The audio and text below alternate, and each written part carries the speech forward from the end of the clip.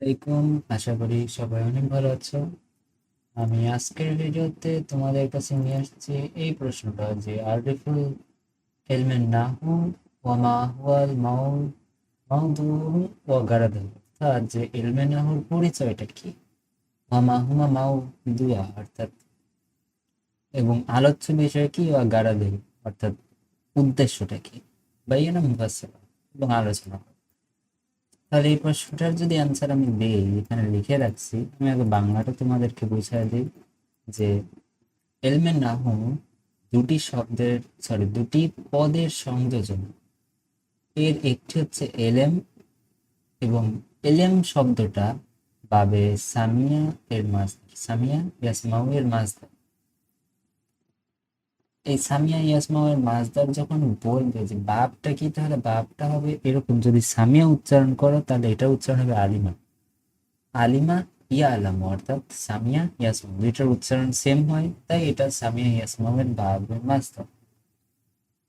তারপরে আসি যে অন্যদিকে শব্দটি এক বচন, এলেম শব্দটা হচ্ছে এক বচন এবং বহু বচনে হচ্ছে উলুম। এবং অভিধানের কয়েকটা অর্থ পাওয়া যায়, তা হলো একটা হলো মারেফা অর্থাৎ জ্ঞান লাভ করা, আল ফাহমু অর্থাৎ উপলব্ধি করা, আল ইদরাক অর্থাৎ জানা, আল ইয়াকিন অর্থাৎ বিশ্বাস করা, আল মাদা অর্থাৎ বিষয় বা শাস্ত্র। তবে এখানে এলেম দ্বারা মাদ্দা বা শাস্ত্র ও বিষয় বোঝানো হচ্ছে। এবং অপর একটা শব্দ এখানে প্রথমে আলোচনা করলো যে এলেম বিষয় একটা আলোচনা করলো, এবং তারপর আলোচনা করছে যে নাহু।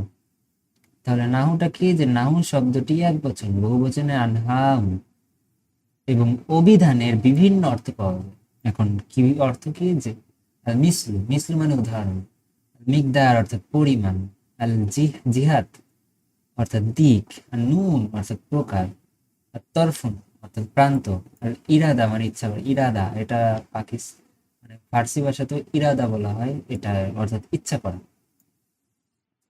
তারপরে আছে যে পারিভাষিক সংজ্ঞা। এখন পারিভাষিক সংজ্ঞা বুঝতে গেলে তোমাদেরকে আগে মুরাব মাবনি বুঝতে হবে, এবং মুরাব মাবনির ভিডিও আমি আগেও একবার দিয়েছি, সেটা তোমরা চাইলে দেখতে পারো।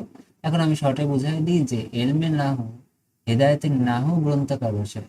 এখন হেদায়েতের নাহুটা কি, হেদায়েতের নাহু হলো তোমাদের আরবি ভাষায় যে ব্যাকরণটা আছে, তোমরা যেটা দেখো যে সাধারণ বইতে আরবি ভাষার ব্যাকরণ, সেই ব্যাকরণে তোমাদের নির্দিষ্ট, আমরা তো বইটা আমরা বানাই নাই, ক্লাস 6-7 যে বইটা থাকে সেগুলো তো আর আমরা বানাই নাই, বিষয়বস্তুগুলো তো আমরা বানাই নাই, সেগুলো আগে অনেকজন আলোচনা করে এই বিষয়টা বানাইছে। সেটার একটা নির্দিষ্ট বই আছে, সেটার নাম হচ্ছে হেদায়েতুন নাহু। এখন যে বলছে কি, যে হেদায়েতুন নাহু গ্রন্থাগারের ভাষায় এলমে নাহু এমন কতগুলো মৌলিক নীতিমালা জানার নাম। কি বলছে, যে এলমে নাহু এমন কতগুলো মৌলিক নীতিমালা জানার নাম, যা দ্বারা মুরাব এবং মাবনি হওয়ার দিক থেকে তিন প্রকার কালেমার শেষ বর্ণের অবস্থা। তিন প্রকার কালেমা কোনটা, তিন প্রকার কালেমা অর্থাৎ তিন প্রকার কালেমা কোনটা, তোমরা বলো যে এখানে তিন প্রকার কালেমা কোনটা।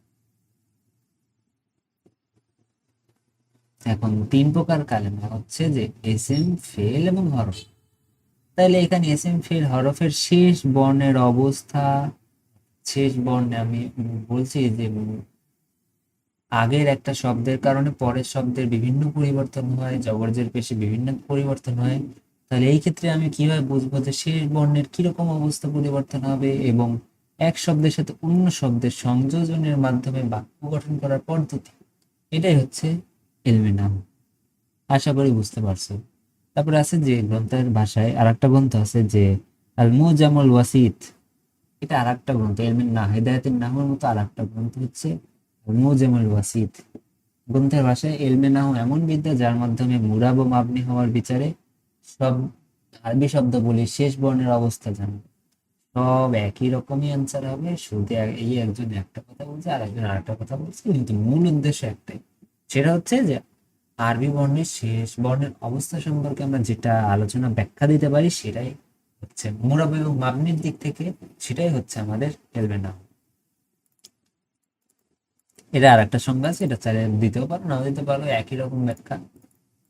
তারপরে আসি যে এলমে নাহু এর আলোচ্য বিষয়।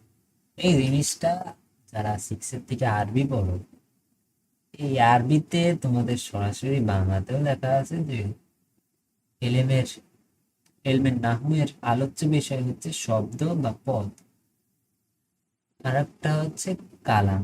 এখন এটা কি যে কালেমা এবং কালাম, এটা তুমি ছোটবেলার থেকেই পড়ে আসছো যে এলমের নাহু-এর আলোচ্য বিষয় কালেমা এবং কালাম, অর্থাৎ শব্দ বা পদ এবং বাক্য। আর উদ্দেশ্য কি যে সব বেশিরভাগ উদ্দেশ্য এরকমই হয় যে আরবি ভাষার শাব্দিক ত্রুটি বিচ্যুতি থেকে মস্তিষ্ককে সংরক্ষিত রাখাই এলমের নাহুর উদ্দেশ্য। আশা করি বুঝতে পারছো। এখানে আরেকটা লাইন লিখছে, মূলত এলমের নাহুর উদ্দেশ্য দুটি বিষয়, এক হলো শাব্দিক ভুলভ্রান্তি থেকে আরবি ভাষাকে রক্ষা করা, শুদ্ধতার বিচারে আরবি ভাষা পড়া লেখা উচ্চারণ উপলব্ধি করা, দক্ষতা অর্জন করা। এটা তোমরা পড়েই বুঝতে পারবা। আর এখানে একটা নাহু শাস্ত্রের জনকের একটা বিষয় লেখা আছে যে নাহু শাস্ত্রের যে জনক, সে হলো যে তবে আবুল আসওয়াদ আদ-দুয়ালি রহমাতুল্লাহ আলাই, যার মৃত্যু হচ্ছে 67 হিজরিতে। তোমরা এই ব্যাখ্যাটা পড়লে বুঝতে পারবা। যদি তোমাদের প্রশ্নটা আরবি যে প্রশ্ন হয়, সেই প্রশ্নে যদি তোমাদের এই এই বিষয়টা উল্লেখ থাকে যে অমান হুয়া মুদাওয়ান ইলমেন নাহু, এইটুকু যদি উল্লেখ থাকে তাহলে তোমাদেরকে এই অ্যান্সারটা করতে হবে যে এই বিষয়বস্তুটা যে এখানে দেখো লেখা আছে, এই ব্যাখ্যাটা তোমাদেরকে লিখতে হবে যদি প্রশ্নটা আসে। তাহলে যদি যদি তোমাদের এই প্রশ্নটা আসে যে ওমান হুয়া মুদাওয়ান ইলমেন নাহু, তাহলে এটা লিখে দিবা, এই ব্যাখ্যাটা লিখবা, তাহলে তোমার মার্ক। তাছাড়া এখানে যদি এই প্রশ্নটা থাকে তাহলে এটা লিখবা যে আরিফুল ইলমেন নাহু ওমা হুয়া মাউদুন ওয়াগার্দ।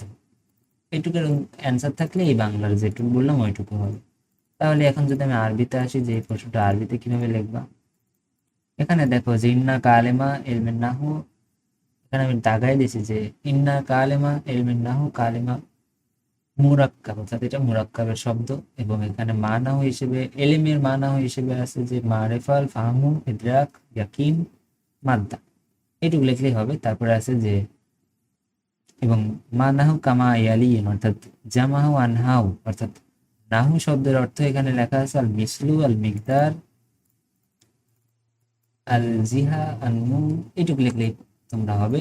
বিভিন্ন লাইনে প্রত্যেকটা শব্দ লিখে দিবা যাতে একটু লেখাটা সুন্দর হয় এবং পেজটাও অনেক বড় হয়।